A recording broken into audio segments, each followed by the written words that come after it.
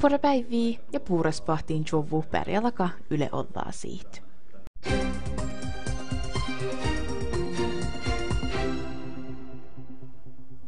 В эфире новости Юлия. Здравствуйте. Президент Саули Ниинистö совместно с Министерской комиссией Госсовета по вопросам внешней политики и безопасности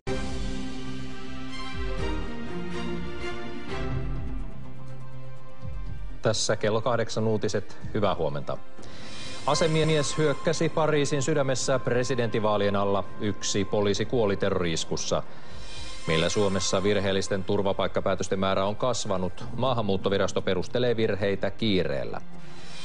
Kalpa otti jo toisen kiinnityksen jääkiekon SM-liigan mestaruuteen. Sadekuurot sävyttävät viikonlopun säätä.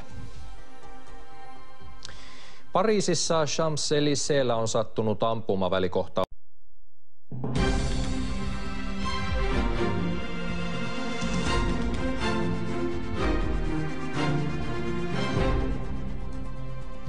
Tänään pohdimme terrori-iskun vaikutuksia Ranskan vaaleihin.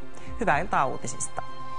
Ranskan sunnuntaiset presidentinvaalit saivat dramaattisen käänteen. Asemies avasi tuleen poliiseja kohti eilisiltana Pariisissa.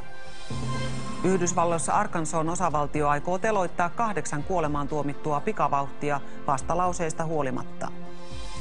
Meillä Suomessa Rikosseuraamuslaitos myöntää epäonnistuneensa erityisvangin terveydenhuollossa.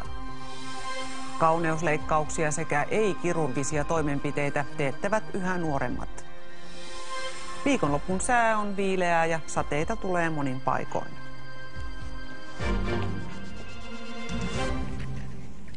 Terrorismi varjostaa ylihuomisia vaaleja.